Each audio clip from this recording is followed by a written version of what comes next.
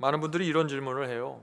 목사님, 요즘 이상하게 제 신앙에서 감사가 되질 않습니다. 감사의 조건을 찾으려고 애를 쓰는데 감사가 잘 안 됩니다. 제 신앙에 무엇이 문제인가요? 많은 사람들이 교회에서 둘러앉아서 우리 이번 주에 우리 감사의 조건 한번 서로 말해봅시다, 그런 얘기를 하죠. 감사는 그런 거 아니에요. 감사는 조건을 찾아내서 하는 것이 아닙니다. 감사는 감사하려고 애써서 만들어내는 것이 아닙니다. 그런 신앙은 믿음이 아니라 그것은 심리학입니다. 감사는 하나님을 향한 나의 태도입니다. 감사는 하나님 때문에 생기는 만족입니다. 감사는 상황도 아니고 조건도 아닙니다. 그래서 항상 감사할 수 있는 것입니다.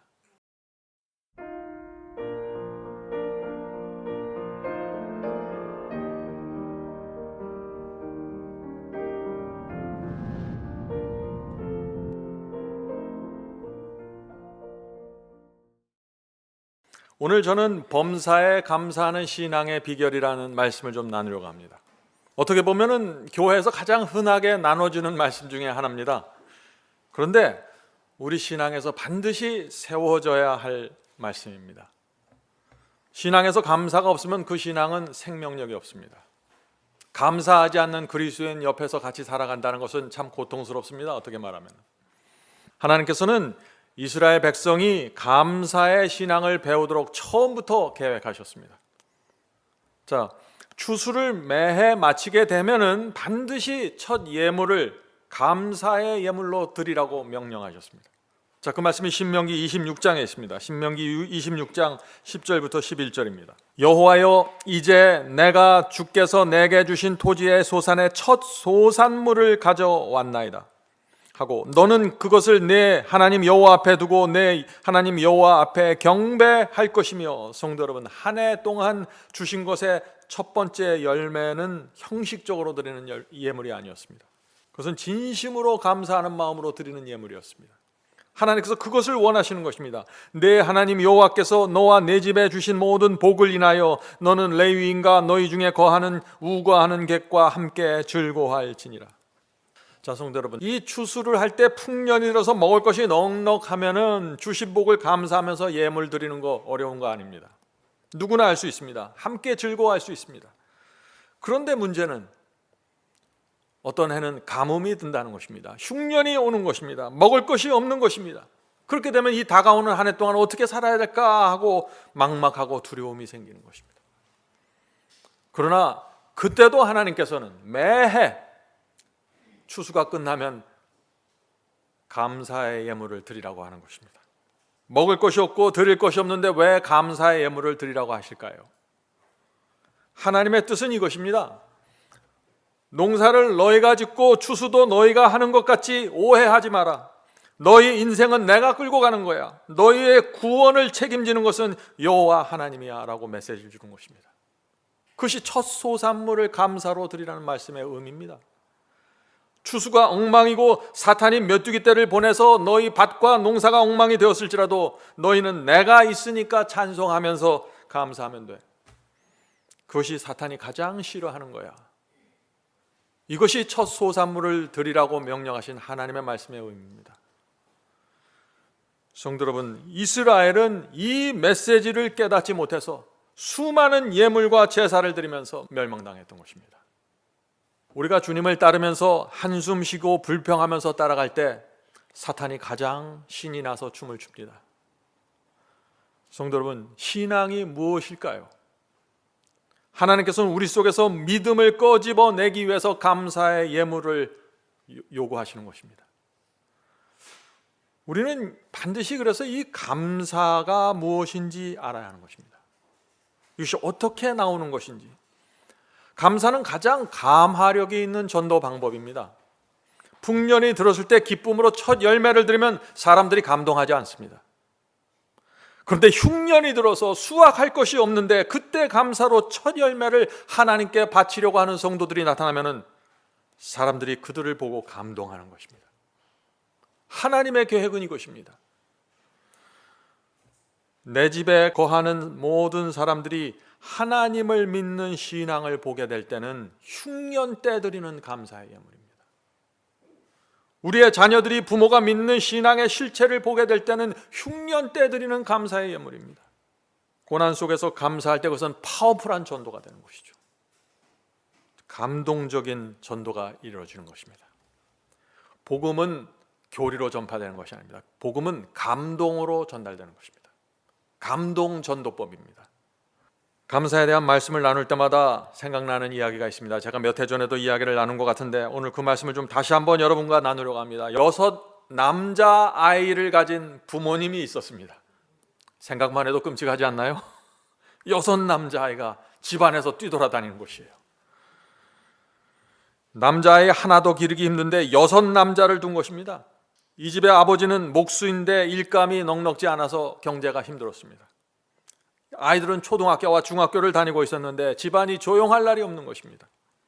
학교에서 돌아온 아이들의 옷은 항상 흙과 땀이 범벅이 되었습니다. 6 아이들의 옷을 빨아서 정리해서 옷장 속에 넣어주는 것이 이 어머니가 평생 지고 가야 될 짐처럼 느껴지는 것입니다. 아이들이 옷이 엉망이 돼서 학교에서 돌아올 때마다 이 어머니는 저 아이들이 내 인생의 십자가구나, 하나님께서 왜 나에게 딸을 주지 않으셨을까라고 생각하는 것입니다. 결국엔 이 세탁기가 고장이 났습니다. 견디지 못해서 고장나서 이제 새로 사야 되는 것입니다. 마침 신문에 중고 세탁기를 파는 광고가 나서 이제 이 아버지가 그 가정을 찾아갔는데 문을 열고 들어갔는데 참 부유하고 모든 것을 갖춘 것처럼 보였습니다. 자기 집과 비교하면 너무나 달랐습니다. 너무나 깨끗하고 조용했습니다.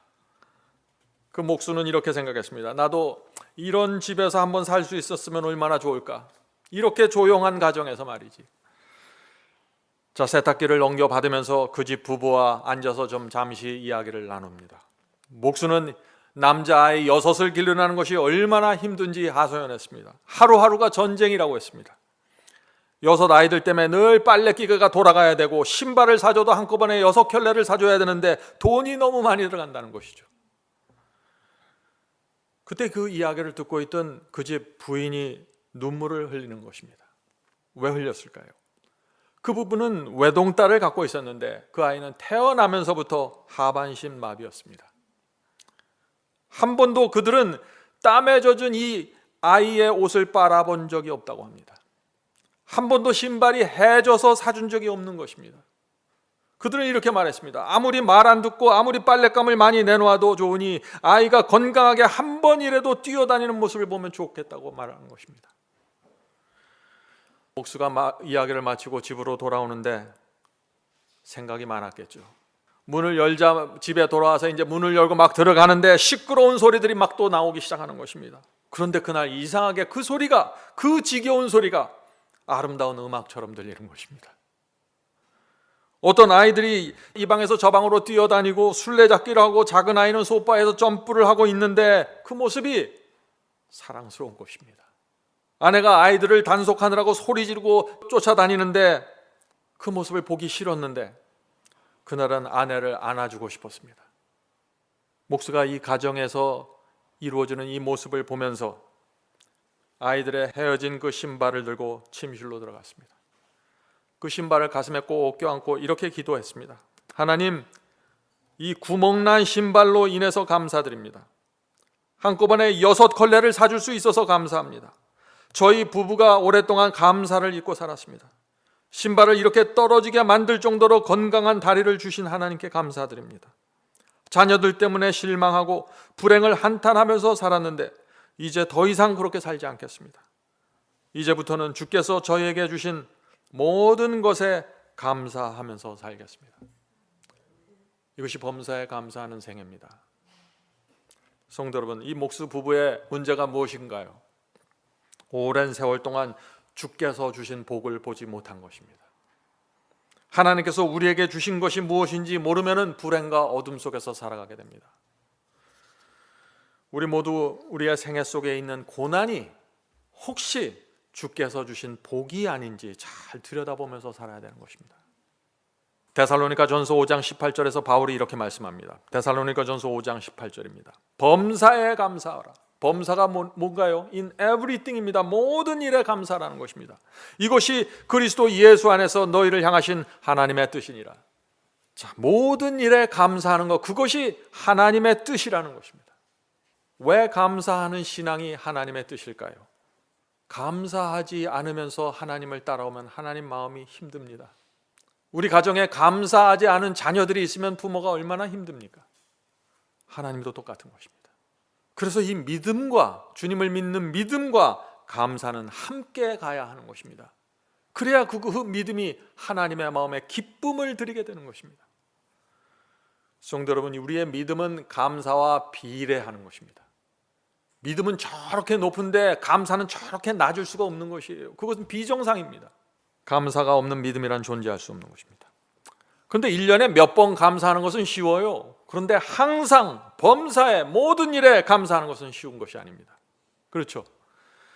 영어 표현에 머피의 법칙이라는 것이 있습니다. 이 머피의 법칙이라는 건 뭐냐면 일들이 계속해서 꼬이고 부정적으로 흘러가는 것입니다. 그것을 머피의 법칙이라고 합니다. 실패와 성공이 반반인데 이상하게 계속해서 안 좋은 쪽으로 실패가 이루어지는 것입니다. 한 번쯤은 성공이 돼야 될 텐데 계속해서 실패해요. 이것을 머피의 법칙이라고 하는 것입니다. 그런 상황에 들어가면은 사람들이 어떤 생각을 할까요? 하나님께서 혹시 나를 버리신 것은 아닌가? 이런 의심을 갖게 되는 것입니다. 성도 여러분, 오해하지 마세요. 감사는 상황이 돌아가는 것을 보면서 하는 것이 아닙니다. 감사는 하나님을 향한 나의 마음입니다. 감사는 추석이 오고 추수감사절이 올 때만 하는 것이 아니라 감사는 헌금을 내고 기도할 때만 내가 감사를 받는 것이 아니에요. 많은 분들이 이런 질문을 해요. 목사님, 요즘 이상하게 제 신앙에서 감사가 되질 않습니다. 감사의 조건을 찾으려고 애를 쓰는데 감사가 잘 안 됩니다. 제 신앙에 무엇이 문제인가요? 많은 사람들이 교회에서 둘러앉아서 우리 이번 주에 우리 감사의 조건 한번 서로 말해봅시다, 그런 얘기를 하죠. 감사는 그런 거 아니에요. 감사는 조건을 찾아내서 하는 것이 아닙니다. 감사는 감사하려고 애써서 만들어내는 것이 아닙니다. 그런 신앙은 믿음이 아니라 그것은 심리학입니다. 감사는 하나님을 향한 나의 태도입니다. 감사는 하나님을 보면 내 마음이 풍요로워지는 것입니다. 감사는 하나님을 향한 나의 기쁨입니다. 감사는 하나님 때문에 생기는 만족입니다. 감사는 상황도 아니고 조건도 아닙니다. 그래서 항상 감사할 수 있는 것입니다. 하나님이 항상 계시기 때문에 내가 항상 감사한 것입니다. 하나님이 살아계시기 때문에 내 감사가 끝이지를 않는 것입니다. 성도 여러분, 성경이 말하는 감사가 무엇인지 정확하게 아셔야 돼요. 감사에 대한 진리를 모르면은요, 신앙은 성장하지 않습니다. 매일 오르락내리락 합니다. 무엇에 따라서요? 상황에 따라서, 조건에 따라서. 왜냐하면 내 감사는 조건에 맞춰져 있어요. 내 감사는 상황에 맞춰져 있습니다. 그러므로 그 상황과 그 조건이 맞춰져 있으면 내 마음속에는 감사가 없는 것입니다. 오늘날 기독교인들의 문제가 이제 무엇이나요? 감사를 하는데 성경의 감사가 아닙니다. 믿는다고 하는데 성경의 믿음이 아닙니다. 순종을 하는데 성경의 순종이 아닙니다. 방언을 하는데 성경의 방언이 아닙니다. 계명을 지킨다고 하는데 성경의 십계명이 아닙니다. 열심히 신앙합니다. 새벽 기도하고 열정적으로 찬양합니다. 그런데 성경 밖에서 하는 것입니다. 그래서 신앙이 성장하지 않는 것입니다. 오늘 제가 무엇을 말씀드리려고 하는지 여러분들이 이해하시겠죠? 한번 온 가족이 모여서 식사를 하려고 하는데 그 집에 4살 된 아이가 엄마에게 이렇게 말합니다. 엄마, 제가 오늘 이 식사 기도를 해도 될까요? 가족들은 웃으면서 그래, 그렇게 해보라고 말했죠. 그리고 그 아이가 어떻게 기도하는지 기다렸습니다. 그 아이가 이렇게 기도했습니다. 예수님, 저를 사랑해주는 할아버지와 할머니를 주셔서 감사합니다. 저를 아껴주는 어머니를 주시고 아버지를 주셔서 감사합니다. 저를 귀여워해주는 삼촌과 숙모를 주셔서 감사합니다. 제가 좋아하는 맛있는 떡과 반찬을 주셔서 감사합니다. 그리고 나서 이 아이가 잠시 머뭇거리면서 가만히 있다가 조용한 목소리로 어머니에게 이렇게 질문합니다. 엄마, 나는 시금치는 싫어하는데 이 시금치를 주어서 감사하다고 말하면 예수님이 내가 거짓말하는지 알겠지? 성도 여러분, 많은 경우에 우리가 주님께 감사할 때 이렇게 하는 것입니다. 내가 좋아하는 것에 대해서는 할렐루야 감사가 나오는데 내가 원하지 않은 것이 밥상에 올라오면 싫은 것입니다. 감사가 안 나오는 것이에요. 성도 여러분, 감사는 내가 느끼는 감정과 느낌이 아닙니다. 이거를 놓치면 안 돼요. 왜 내 느낌이 이렇지? 왜 내 속에 감사하는 감정이 없지? 그게 감사가 아니에요. 그건 심리학이에요. 인간의 느낌이고 감정일 뿐이에요. 감사는 하나님의 선택과 결정에 대한 나의 태도입니다. 제가 무엇이라고 했어요? 감사는 하나님께서 선택하신 것과 하나님께서 내 인생을 위해서 결정하신 것에 대한 내 마음입니다. 성도 여러분, 하나님은 위대하신 분이십니다. 전능하셔서 하늘의 별과 달을 다시는 분입니다. 그런 하나님께서 내 밥상 위에 무엇을 올려주든지, 내 인생 속에 어떤 사건을 만드시든지 허락하시든지 거기엔 의미가 있고 목적이 있다는 것입니다. 그래서 감사한 것입니다. 하나님의 의미와 하나님의 목적을 신뢰하기 때문에 내 마음이 풍요로워지는 것입니다. 그래서 우리가 하나님의 모든 결정에 대해서 감사하기 때문에 범사에 감사할 수 있게 되는 것입니다. 이것 아니면 범사에 감사할 수 있는 길이 전혀 없는 것입니다. 내 감사는 하나님께로부터 나오는 것입니다. 내 상황과 내 주변 조건이 아니에요. 내 남편 때문에 나오는 것도 아니고 내 자녀 때문에 나오는 것도 아닙니다. 성도 여러분, 오늘 이 감사에 대한 진리가 분명하게 우리 속에 세워지지 않으면 신앙은 성장하지 않을 것입니다. 늘 어둡고 찜찜하고 뭔가 부족한 상태에서 살아가게 될 것이에요. 성도 여러분, 감사는 억지로 하는 것이 아닙니다. 감사할 것이 없는데 성경에서 감사하라고 했으니까 내가 해야지, 이거 감사가 아닙니다. 감사는 하나님의 사랑과 그분의 성품을 신뢰하기 때문에 생기는 내 마음입니다. 감사는 하나님과 내가 인격적으로 이해하고 소통하기 때문에 생기는 나의 태도입니다. 감사는 내가 하나님의 능력을 알기 때문에 내 마음속에 생기는 여유와 풍요로움입니다. 비가 오나 눈이 오나 풍년이드나 흉년이드나 하나님은 항상 나와 함께 계시기 때문에 내가 항상 감사할 수 있는 것입니다. 성도 여러분, 제가 이 진리를 알게 되었을 때 얼마나 감사했는지 모르겠습니다. 제 인생이 달라지기 시작했습니다. 제 인생 속에 있던 그늘이 사라지기 시작했습니다. 바울은 데살로니가 교인들에게 놀라운 말씀을 했습니다. 데살로니가전서 5장 16절 18절입니다. 항상 기뻐하라, 쉬지 말고 기도하라, 범사에 감사하라. 바울의 이 말씀을 듣던 이 데살로니가 교인들의 마음속에 참 이상한 의문이 생겼을 것입니다. 아니, 어떻게 항상 기뻐하고 어떻게 모든 일에 감사할 수 있지? 일이 내가 원하는 대로 돌아가지 않고 계속해서 꼬이고 있는데 어떻게 감사하고 어떻게 항상 기뻐할 수 있는가?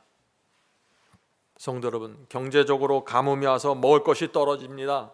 월세를 내기 어렵습니다. 자동차 할부금도 힘겹습니다. 그런데 어떻게 기뻐하고 감사할 수 있나요?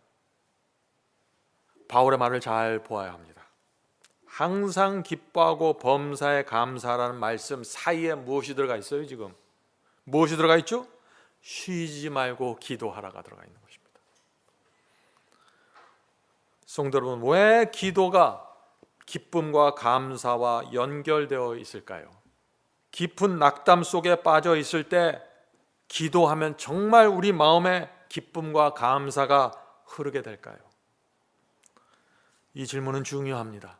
우리가 학교 다니고 공부하고 직장을 잡고 우리가 가정을 만들고 아이를 낳으니까 다 우리가 하는 것처럼 보이죠. 우리 인생을 경영하시는 분은 하나님이십니다.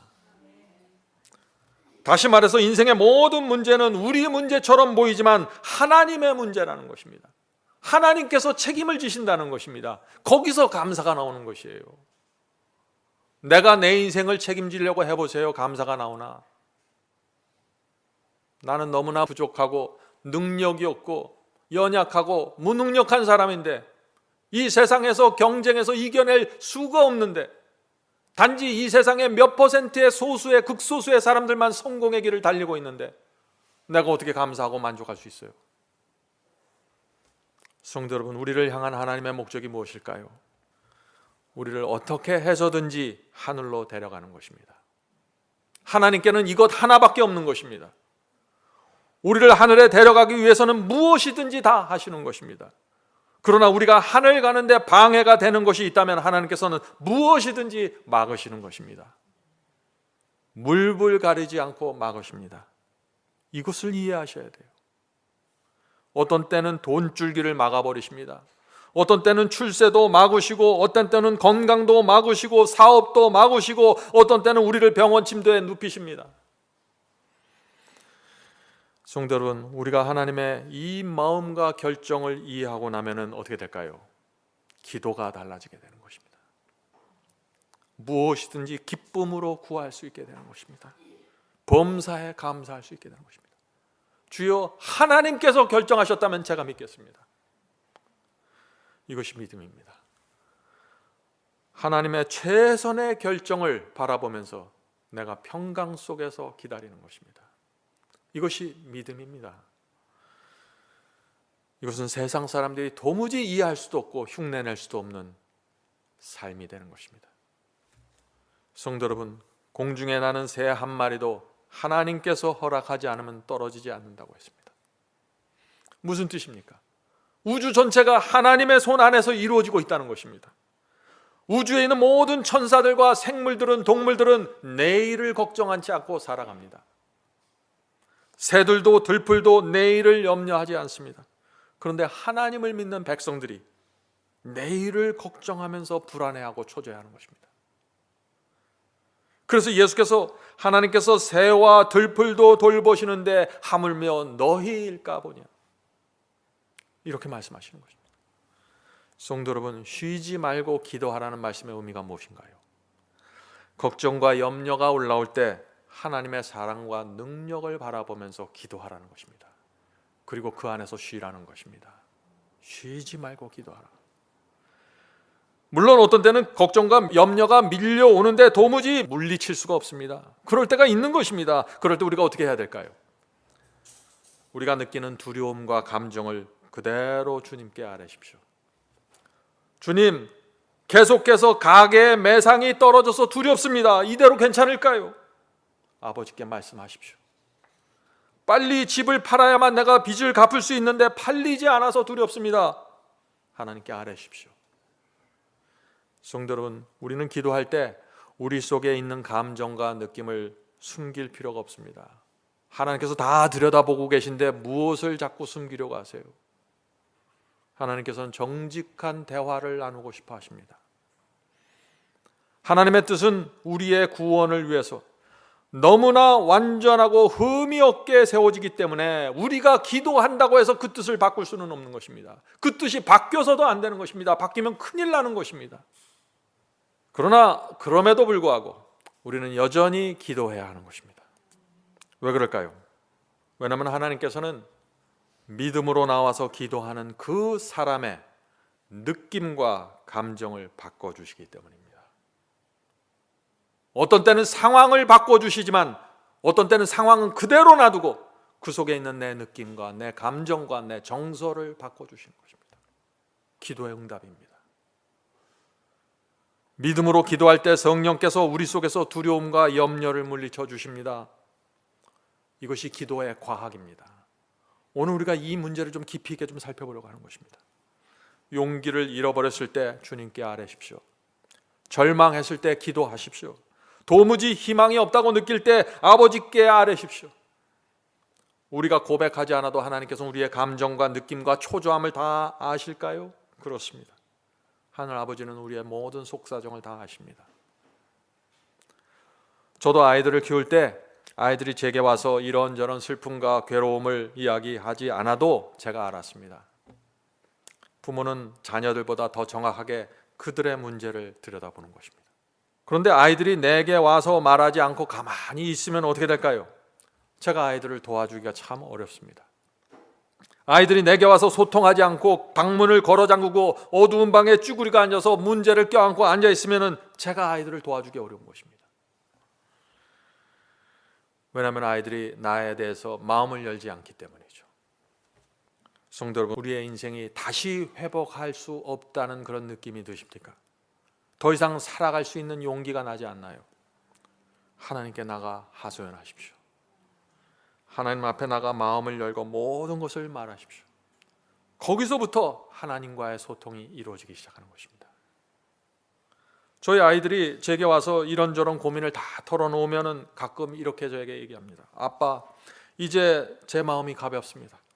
아빠가 나를 이렇게 사랑하고 이렇게 도와주려고 하는데 제가 무서울 것이 뭐가 있겠어요? 성도 여러분, 기도를 통해 하나님께 모든 것을 말하면 하나님의 사랑을 느끼게 됩니다. 하나님께서 주시는 지혜를 받을 수 있습니다. 그런데 그것보다 더 중요한 것은 무엇보다도 내가 망해도 하나님은 여전히 내 편이구나. 무서울 것이 없구나. 하나님께서는 끝까지 나를 책임지고 인도하시는구나 하는 믿음이 생기는 것입니다. 기도를 통해서 그것을 받는 것입니다. 성도 여러분, 기도를 통해서 받게 되는 감정과 느낌의 변화가 있습니다. 하나님께서 주고자 하는 것입니다. 그래서 우리는 두려움의 느낌, 염려의 감정이 몰려올 때 하나님께 나가 기도하고 그 안에서 쉬어야 하는 것입니다. 그것이 기도의 과학입니다. 자, 이제 오늘 말씀의 중심 주제로 들어가겠습니다. 초대 교회는 핍박과 가난으로 채워진 교회였습니다. 순교의 피가 흘려지던 교회였습니다. 그런 교회 성도들에게 바울이 뭐라고 했나요? 범사에 감사라는 기별을 전한 것입니다. 날마다 고난 속에서 고통 속에서 살아가는 성도들에게 범사에 감사라는 이 바울의 기별은 충격적인 기별이었습니다. 누가 감히 이 기별을 받을 수 있을까라고 생각했겠죠. 성도 여러분, 바울이 전하는 이 감사의 기별을 이 시대에 사는 저와 여러분도 정확하게 이해를 해야 되는 것입니다. 에베소 5장 17절 20절입니다. 에베소 5장 17절 20절. 그러므로 어리석은 자가 되지 말고 오직 주의 뜻이 무엇인지 이해하라. 무슨 뜻인가요? 감사를 말하기 전에 먼저 주님의 뜻을 분별하라는 것입니다. 감사를 하려면 먼저 오는 경험이 있는데, 그것은 과정이 있는데, 그것은 하나님의 뜻이 무엇인가 분별하는 것입니다. 분별이 안 되면 감사가 안 된다는 얘기예요. 계속해서 읽겠습니다. 오직 주의 뜻이 무엇인가 이해하라. 술 취하지 마라. 이는 방탕한 것이니. 왜 갑자기 술 취하지 말라는 얘기가 나와요? 네? 술 취한 사람처럼 영적 분별력을 잃지 말라는 뜻이에요. 앞에 주의 뜻을 분별하라고 그랬잖아요. 주님의 뜻을 알아야 된다고 했잖아요. 술 취한 사람처럼 이리저리 흔들리지 말라는 것입니다. 자, 이어지는 말씀에서 바울이 구체적인 그 감사의 비결을 얘기합니다. 오직 성령의 충만을 받으라. 시와 찬미와 신령한 노래들로 서로 화답하며 너희의 마음으로 주께 노래하며 찬송하며. 성도 여러분, 감사의 비결이 무엇입니까? 성령 충만과 찬미와 신령한 노래를 부르는 것입니다. 혼자 부르는 것이 아니라 신령한 노래들로 서로 화답하며.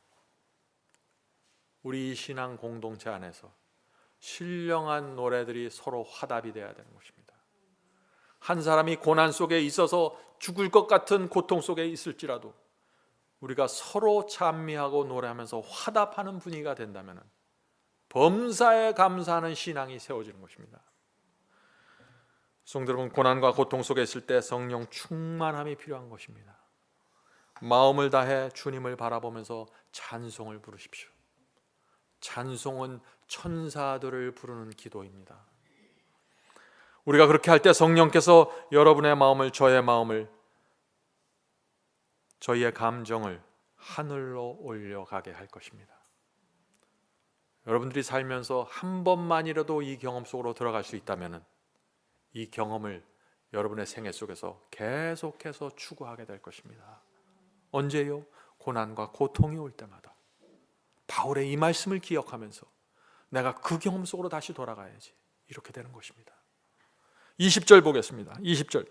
에베소 5장 20절입니다. 범사에 우리 주 예수 그리스도의 이름으로 항상 아버지께 감사하며. 지금 바울이 항상 아버지께 감사하며 라는 말씀을 하기 전에 끌어온 말씀의 단계와 과정을 여러분들 이해하시죠? 감사하는 비결이 무엇입니까? 먼저 주님의 뜻이 무엇인지 헤아리라고 했습니다.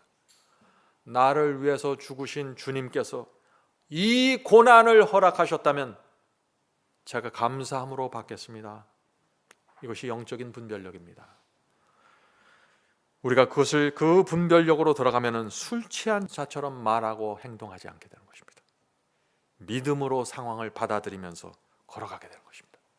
성도 여러분, 고난을 허락하신 주님의 마음을 알게 되면은 우리의 마음과 태도가 완전히 달라지게 되는 것입니다.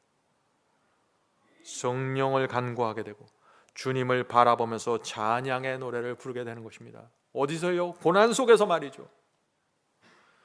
바울은 그런 성도들이 범사에 감사하는 신앙으로 들어간다고 말하고 있는 것입니다. 성도 여러분, 고통이 많은 이 세상에서 하나님께서 우리에게 피할 길을 보여주시는 것입니다. 얼마나 감사합니까? 이 세상 누구도 이 신앙을 이해할 수 없는 것입니다. 사도행전에는요, 이 감사의 기별을 전한 이 바울 자신이 도무지 감사할 수 없는 상황으로 들어가는 장면이 나옵니다. 그 장면 속에서 바울이 어떻게 할까요? 자기가 말한 그대로 하는 것입니다. 한번 이 말씀을 보세요. 사도행전 16장 9절입니다. 사도행전 16장 9절. 밤에 환상이 바울에게 보이니 마게도냐 사람 하나가 서서 그에게 청하여 가로되 마게도냐로 건너와서 우리를 도우라 하거늘. 자, 하나님께서 환상을 통해서 밤에 바울에게 마게도니아로 가라는 말씀을 주셨습니다. 바울은 이 말씀을 듣고 순종해서 즉시 마게도니아로 가는 배를 탔습니다. 자, 마게도니아 가는 그 첫 번째 성이 빌립보였습니다. 빌립보 성이었습니다. 거기서 루디아라는 여인을 만나게 되었습니다. 루디아와 그녀의 가족들에게 침례를 베풀었습니다. 말씀을 전하고 침례를 베풀고 그곳에서 며칠 동안 머물게 되었습니다. 그런데 거기서 바울이 이상한 경험을 하게 되는 것입니다. 자, 그 말씀을 보죠. 사도행전 16장 16절부터 18절입니다. 사도행전 16장 16절부터 18절. 우리가 기도하는 곳에 가다가 점치는 귀신 들린 여종 하나를 만나니 점을 쳐서 그 주인들에게 크게 이익을 주는지라. 무슨 소린가요? 귀신 들린 여종이 있었는데 이 주인들이 여종이 점치는 것을 이용해서 돈을 벌고 있었습니다. 비즈니스를 하고 있었던 것입니다. 그런데 귀신 들린 여종이 바울을 따라다니고 있는 것입니다. 계속해서 읽겠습니다. 바울과 우리를 쫓아와서 소리질러 가로되, 이 귀신 들린 여종이 소리질러 가로되 이 사람들은 지극히 높은 하나님의 종으로 구원의 길을 너에게 전하는 자라 하며 이같이 여러 날을 하는지라. 바울이 심히 괴로워서 돌이켜 그 귀신에게 이르되 예수 그리스도의 이름으로 내가 네게 명하노니 그에게서 나오라 하니 귀신이 즉시 나오니라. 바울은 이 여종을 괴롭히던 귀신을 쫓아주었습니다. 아주 선한 일을 한 것입니다. 밤에 환상을 통해서 하나님의 부르심을 받았습니다. 그 부르심에 응해서 빌립보에 왔습니다. 루디아의 온 가족에게 침례를 베풀었습니다. 성공적으로 선교가 이루어졌습니다. 그리고 하나님의 능력으로 귀신까지 쫓아준 것입니다. 모든 것이 하나님의 뜻과 인도하심으로 이루어진 것이 분명합니다. 그런데 갑자기 여기서 이상한 일이 생깁니다. 성도 여러분, 우리는 하나님과 사탄이 전쟁이 벌어지는 세상에서 살고 있다는 것을 잊으면 안 됩니다. 하나님께서 당신의 종을 통해서 큰 일을 역사하시자 사탄이 동시에 움직이기 시작하는 것입니다. 자, 그래서 사도행전 16장에 이런 말씀이 있는 것입니다. 사도행전 16장 22절 23절. 무리가 일제히 일어나 송사하니 상관들이 옷을 찢어 벗기고 매로 치라 하여. 자, 사람들이 갑자기 일어나서 반대하는 사람들이 일어나서 바울과 실라의 옷을 찢어버리고 벗겨서 매를 치기 시작하는 것입니다. 매로 치라 하여 많이 친 후에 옥에 가두고 간수에게 분부하여 든든히 지키라 하니. 성도 여러분, 이런 상황이 갑자기 생길 때 주님의 뜻을 놓치면 안 되는 것입니다. 바울은 주께서 주신 환상을 보고 선교지로 왔습니다. 성공적으로 영혼을 구했습니다. 그런데 갑자기 상황이 달라지면서 옷이 벗겨지고 매질을 당하고 감옥에 들어가게 된 것입니다. 도무지 이해할 수 없는 상황이 생긴 것입니다. 선교를 하다 보면 이런 일을 당하게 됩니다. 주님의 뜻대로 선교가 성공적으로 이루어져 가는데 갑자기 사탄의 역사가 일어나면서 곤욕을 당하게 되는 것입니다. 갑자기 사람들이 일어나서 나를 반대하고 공격하는 것입니다. 성도 여러분, 여러분도 마찬가지입니다. 주님의 뜻대로 살고 선을 베풀어도 도무지 이해할 수 없는 고통이 생기고 환경이 생길 수 있는 것입니다. 그런데 우리는 실망할 필요가 없습니다. 아, 하나님의 역사가 이루어지니까 사탄이 공격하는구나, 이렇게 받으시면 되는 것이에요. 우리를 향한 하나님의 사랑과 인도하심에는 전혀 문제가 생긴 것이 아닙니다. 흔들릴 필요가 없는 것입니다. 문제는 우리가 이 죄 많은 세상에 살고 있기 때문에 사고와 고난을 피할 수가 없는 것입니다. 의인도 악인도 사고와 고통에서 제외되지 않습니다. 교통사고가 나고 암에 걸렸다고 악인이 아닙니다. 의인들도 그렇게 될 수 있는 것입니다. 성도 여러분, 사탄은 지금 자기의 때가 멀지 않은 것을 압니다. 하나님께서 택하신 자라도 삼키려고 달려드는 때가 지금 우리가 살고 있는 이 시대입니다. 자, 하나님의 종 바울과 같은 위대한 사도도 예외는 아니었다는 것입니다. 사탄은 바울에게 매질하고 옷 벗기고 감옥 속에 넣었습니다. 그 당시에 감옥은 동굴과 같은 감옥이에요. 오늘과 같은 교도소가 아닙니다. 습기가 많고 햇빛이 없습니다. 무거운 착고에 묶여 있어야 합니다. 성도 여러분, 바울과 실라가 그런 상황에서 어떻게 생각할까요? 그들도 이렇게 생각할 수 있을 것입니다. 주님, 이것은 말도 안 됩니다. 우리가 잘못한 것이 무엇인가요? 주님께서 가라고 하신 곳에 왔고 영혼들에게 침례를 주었고 주께서 내게 능력 주셔서 귀신까지 내쫓았습니다. 도대체 무엇이 문제입니까? 우리는 주님의 사업을 도왔고 선을 베풀었는데 왜 이런 고통을 당해야 합니까? 하나님 지금 어디에 계십니까? 바울도 이런 말을 할 수 있는 것입니다. 그런데 바울과 실라는 그렇게 하지 않았습니다. 이런 태도가 나타나질 않은 것입니다. 범사에 감사하는 신앙이 무엇인지 아는 분들이었습니다. 그들이 어떻게 했습니까? 사도행전 16장 25절입니다. 사도행전 16장 25절. 밤중쯤 되어, 자, 감옥소에 들어와서 밤중이 되어서 깨어나는 것입니다. 매를 맞고 끌려가서 한동안 정신을 잃었습니다. 한밤중에 깨어난 것입니다. 깨어난 후 바울과 실라가 무엇을 했나요? 밤중쯤 되어 바울과 실라가 기도하고 하나님을 찬미하며 죄수들이 듣더라. 놀라운 모습입니다. 바울과 실라는 그들이 초대교회 교인들에게 전했던 그 감사의 기별 그대로 지금 하고 있는 것입니다. 매를 맞아서 살점이 튀어나가고 피투성이가 됐지만 그들은 기도했고 하나님을 감사하는 마음으로 찬미를 불렀다고 했습니다. 왜 그럴까요? 하나님은 여전히 계시기 때문입니다. 하나님은 이 상황을 모두 지켜보시기 때문입니다. 하나님은 내가 지금까지 어떻게 살아왔고 무엇을 위해서 내가 가고 있는지 아시기 때문입니다. 우리는 성경에서 이런 장면을 볼 때마다 소망을 갖게 되는 것입니다. 성도 여러분, 사도들이 죽은 자를 살리고 안진뱅이를 일으켜서 멋있는 것 같죠? 방언을 여러 나라 방언으로 해서 멋있게 살아간 것 같죠? 아닙니다. 그들은 많이 매질당했고 배가 고팠고 옥에 갇혔습니다. 고난과 시련을 당할 때마다 마술을 부려서 쉽게 풀려난 것이 아닙니다. 그들도 우리처럼 똑같은 방법으로 고난을 통과했던 것입니다. 그 똑같은 방법이 무엇인가요? 오늘 사도행전에서 말하는 이 말씀입니다. 그들도 기도하고 하나님을 바라보면서 찬미했습니다. 그때 성령께서 그들의 마음을 감사의 정신으로 채워주시는 것입니다. 성도 여러분, 이것이 범사에 감사하는 신앙입니다. 많은 사람들이 이 신앙이 너무나 단순하게 들려지기 때문에 받질 못하는 것 같아요. 오늘 많은 그리스도인들이 복음을 전하다가 무자백의 매를 맞고 옷을 벗겨고 감옥에 갇히는 고난을 얼마나 당합니까? 대부분의 사람들은 그런 고난을 당하지 않습니다. 비교할 수도 없는 삶을 살고 있는 것이죠. 대부분의 사람들의 고난은 이것입니다. 주님, 요새 장사가 안 돼서 집세가 밀렸습니다. 전기세를 못 내고 있습니다. 그것도 큰 시련이죠. 우리 아이들이 공부 안 하고 말썽 부립니다. 연예인 되겠다고 합니다. 그것도 큰 시련입니다. 그죠? 매상이 떨어지고 은행 잔고가 줄어드는 것도 큰 고난입니다. 고집센 남편, 영적으로 깨지 않는 남편, 또 말 안 듣는 아내, 고난입니다. 그런데 바울의 고난과는 비교할 수 없는 것이죠. 성도 여러분, 바울은 기도와 찬미로 고난을 이기고 감사로 영혼을 채웠다고 했습니다. 우리도 그렇게 하면 되는 것입니다. 성령께서는 그때나 지금이나 똑같이 역사하십니다.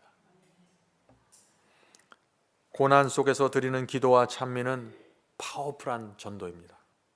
바울 주변에 있던 죄수들과 간수들에게 이것은 큰 충격으로 느껴졌습니다. 왜냐하면 매질 당하고 기절했다가 일어난 죄수들이 일어나서 하늘을 보면서 찬미하고 기도하니 그 얼마나 기가 막힐 거예요. 그들은 바울과 실라를 보면서 이렇게 외쳤을 것입니다. 아니, 이런 상황에서 찬미를 부리는 사람들은 도대체 저 사람들은 누군가? 고문당하고 허기가 져서 쓰러져 있다가 일어나서 아무런 소망도 보이지 않는데 누가 노래를 지금 부르고 있는가?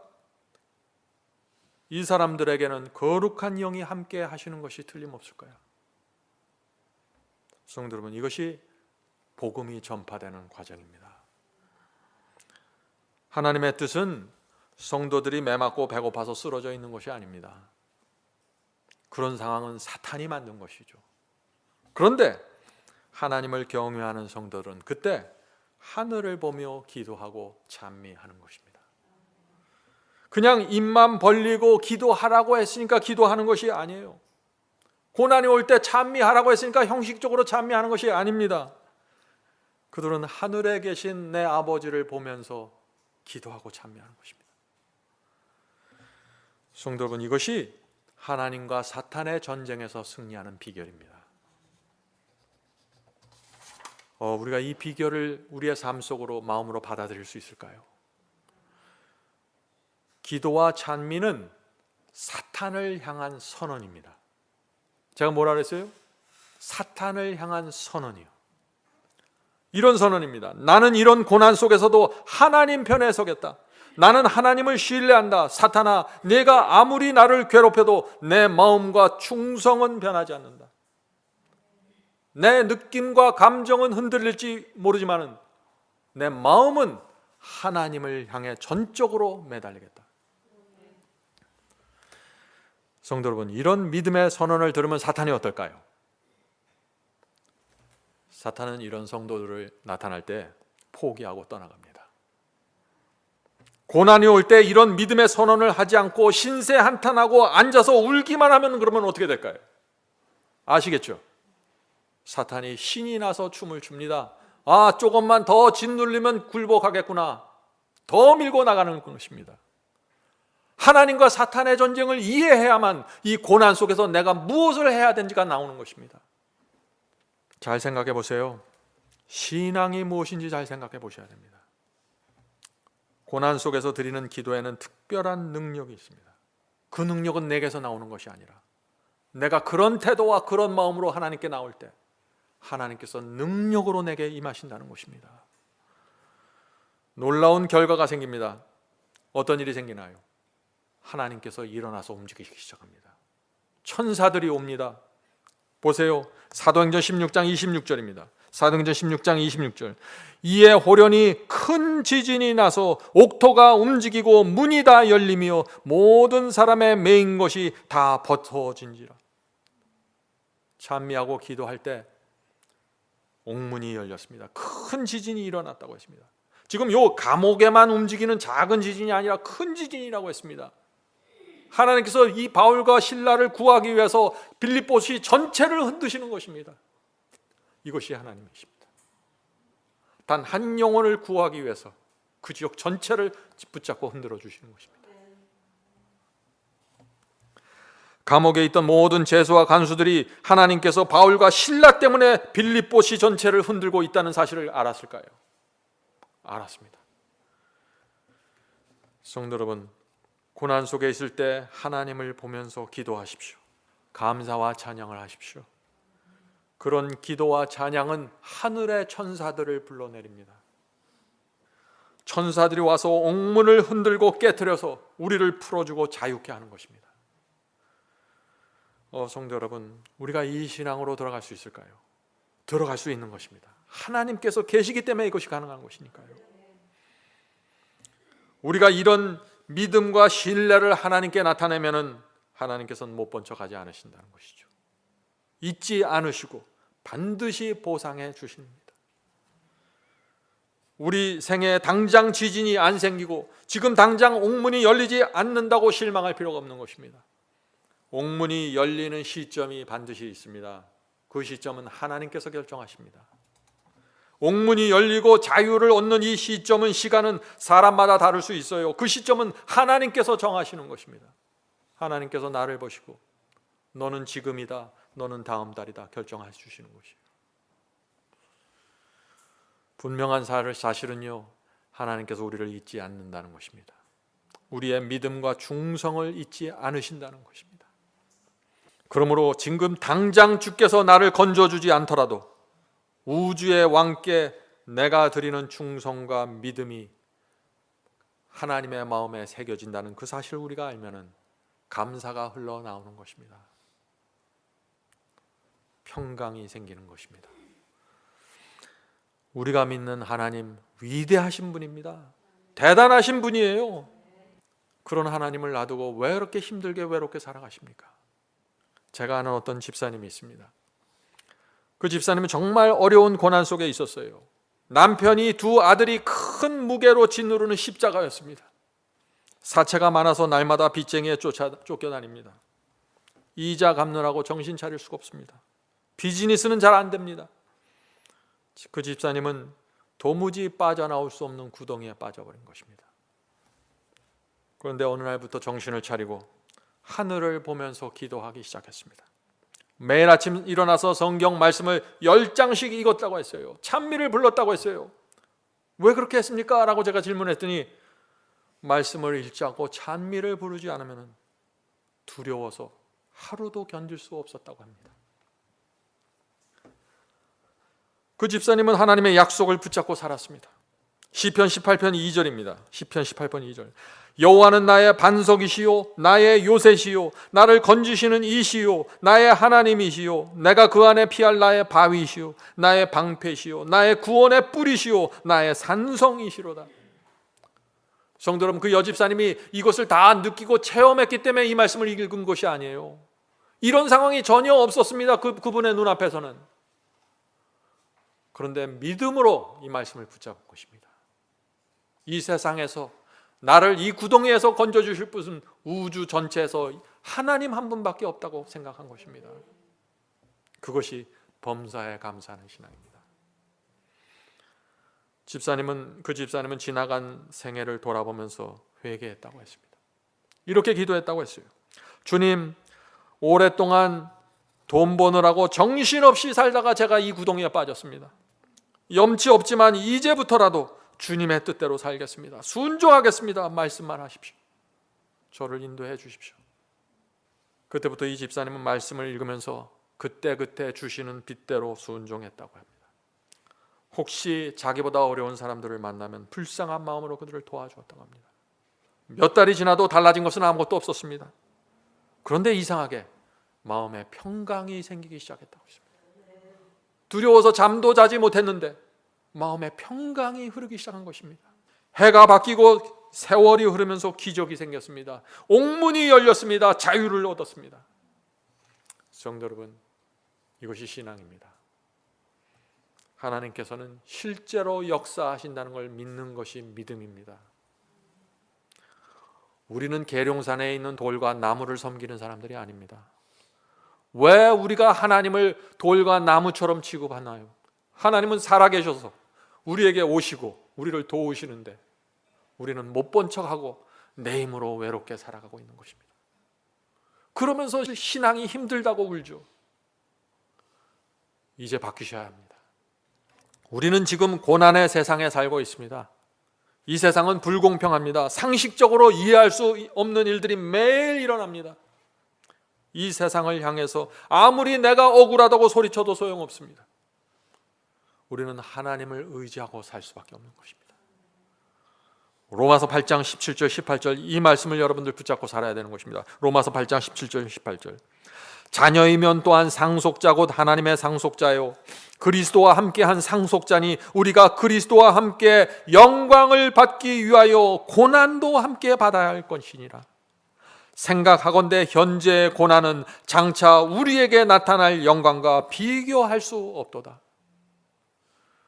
아멘 아닌 거예요. 고난이 올 때마다 바울은 장차 우리가 받게 될 영광을 바라보라고 말씀하시는 것입니다. 엄청난 영광을 받는 것입니다.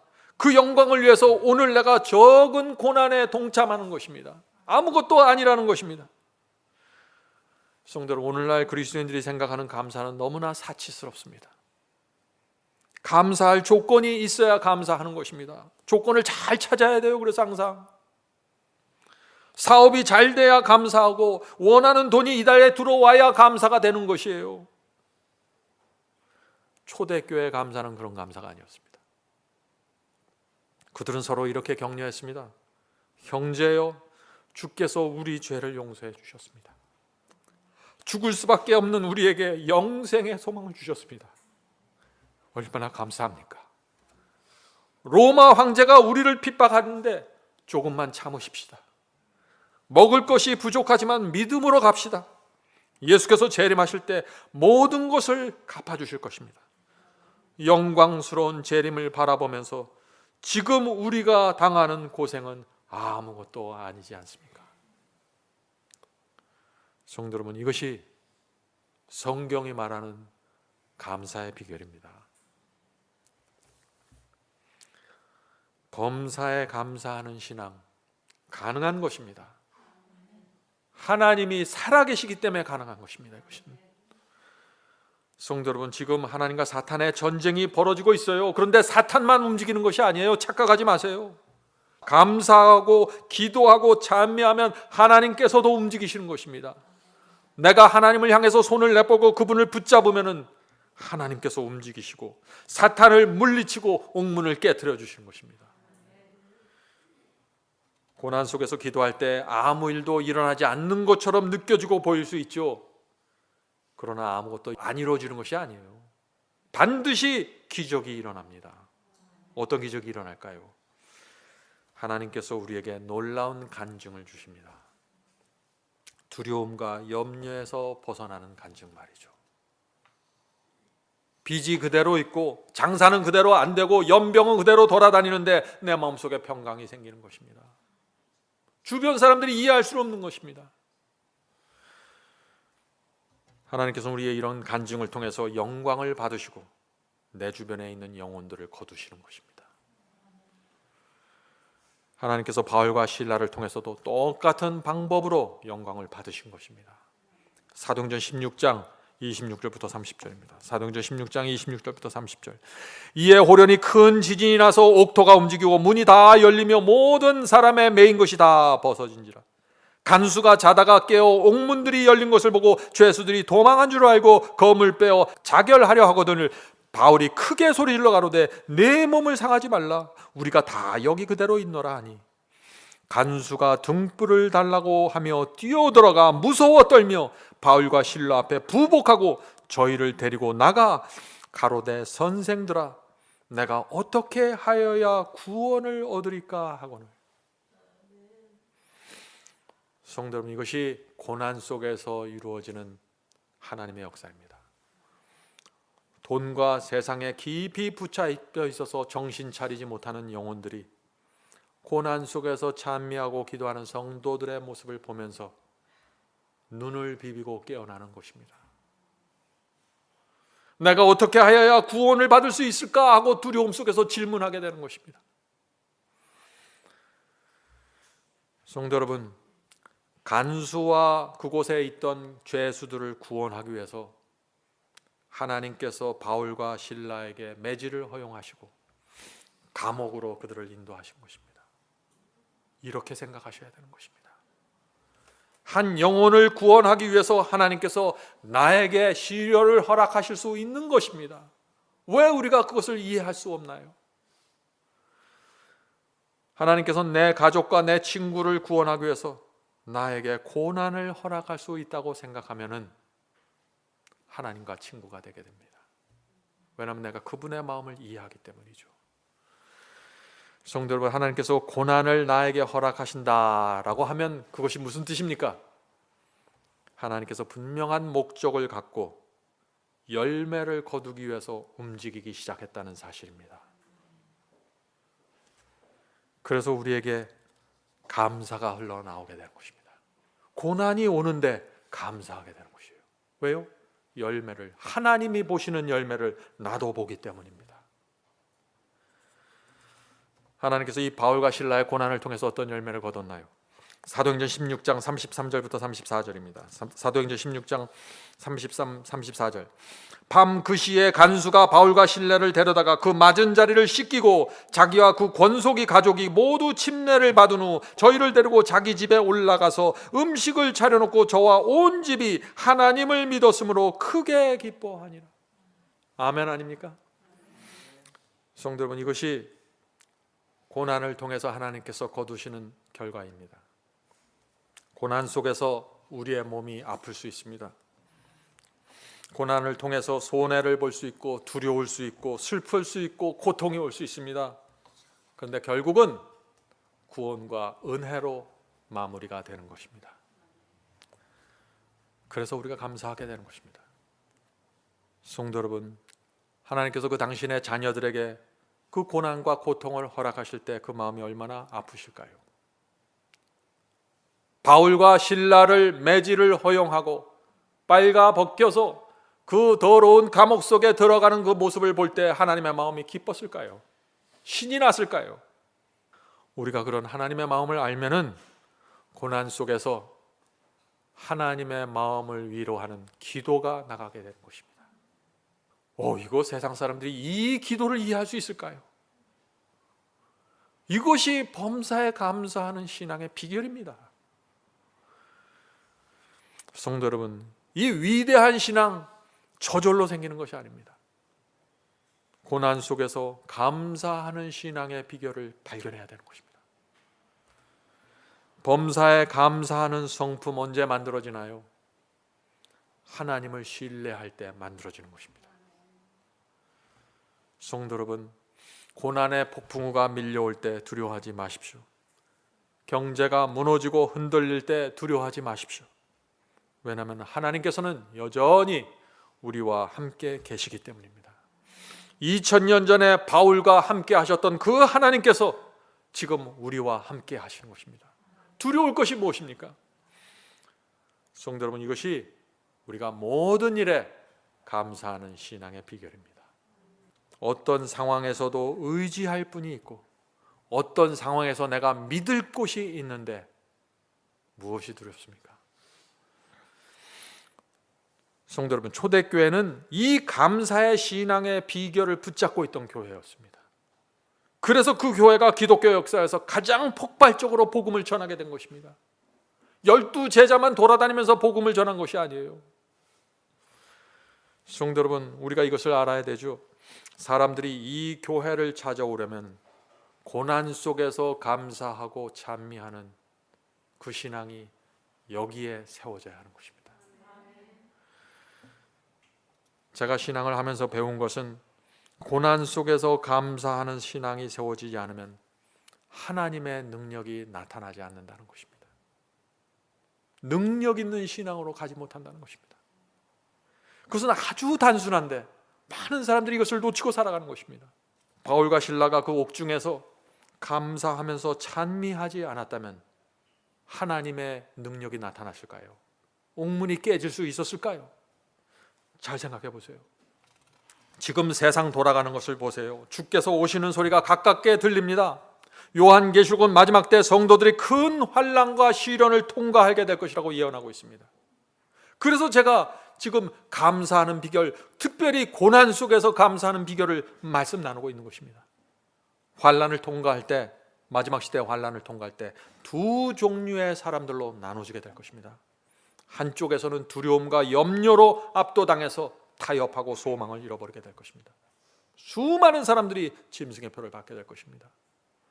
다른 쪽에서는 고난 속에서 주님을 믿고 신뢰하는 신앙의 비결을 배운 사람들이 있는 것입니다. 그들은 감사를 배운 사람들입니다. 그들은 옥문이 깨질 수 있다는 것을 경험한 사람들입니다.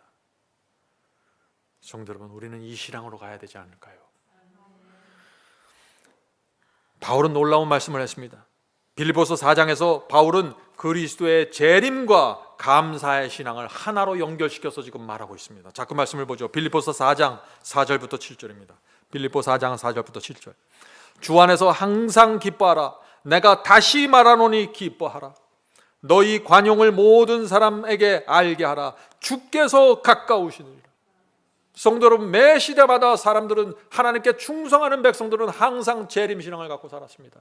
이 시대에, 내가 살고 있는 이 시대에 주께서 재림하신다는 믿음을 갖고 살았습니다. 지금은 말세입니다. 우리도 우리가 살고 있는 이 시대에 예수께서 재림하실 것을 믿고 살아가는 것입니다. 그것이 성경이 말하는 재림신앙입니다.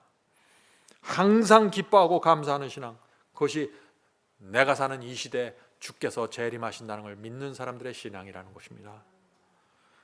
계속해서 읽어보죠. 아무것도 염려하지 말고 오직 모든 일에 기도와 간구로 너희 구할 것을 감사함으로 하나님께 아뢰라. 무슨 얘기예요? 아무것도 염려하지 말고 혹시 필요한 것이 있니? 그러면 하나님께 감사함으로 기도해. 그러면 되는 거야. 이 말씀을 하고 있는 것이에요. 그리하면은 모든 지각에 뛰어난 하나님의 평강이 그리스도 예수 안에서 너희의 마음과 생각을 지키시리라. 성도 여러분, 고난 속에서 하나님의 평강으로 우리의 마음과 생각을 지키는 방법이, 비결이 무엇이라고 했습니까? 하나님께 모든 것을 맡기고 혹시 필요한 것이 있으면 감사함으로 구하라는 것입니다. 그리고 하나님께 다 맡기라는 것입니다. 얼마나 단순합니까? 주님께서는 우리에게 무엇이 필요한지 정확히 아십니다.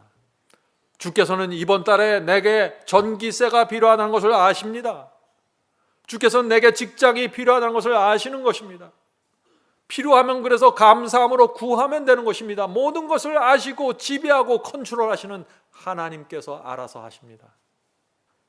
성도 여러분, 절대 오해하지 마세요.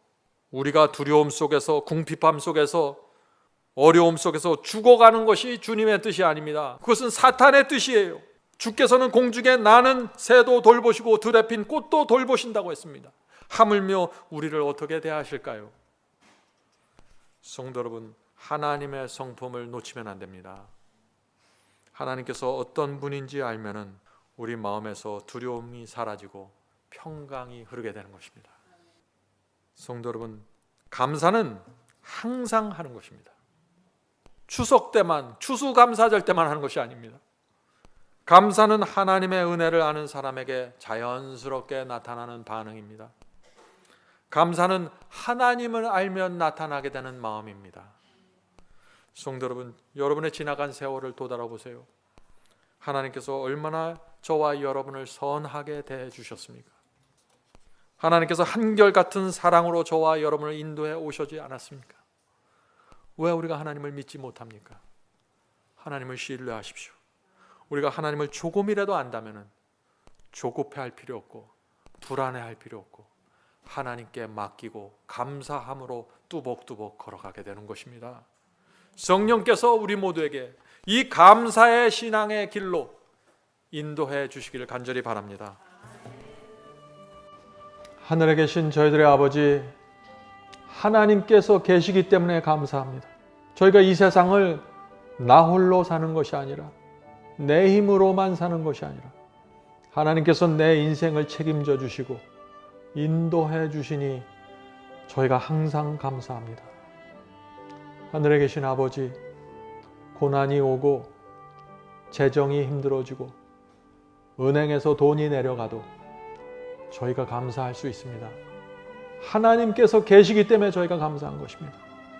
어떤 조건이 맞춰지고 상황이 되었기 때문에 감사한 것이 아니라 저희는 이제 하나님 한 분만으로 감사하겠습니다. 충분한 감사의 조건은 항상 하나님이십니다. 주여, 저희가 이 세상에 태어나서 하나님을 알게 해주셔서 감사합니다. 이제 다시 이 감사의 마음을 놓치지 않고 살아갈 수 있도록 도와주시옵소서. 어려운 일이 생길 때마다 성령께서 저희 속에서 감사의 정신을 회복시켜 주시고 하나님을 바라보게 도와주시옵소서. 하늘에 계신 아버지, 이제 저희의 남은 생애를 주님께 드립니다. 저희는 부족하고 무능력하고 연약합니다. 이 험하고 악한 세상에서 도무지 살아갈 수 없을 정도로 약합니다. 주께서 저희와 함께 해 주시옵소서. 하나님께서 내와 함께 하시니 두려울 것이 없고 이루지 못할 것이 없다는 믿음을 갖고 살 수 있도록 도와주시옵소서. 예수님의 이름으로 간절하게 기도드립니다. 아멘.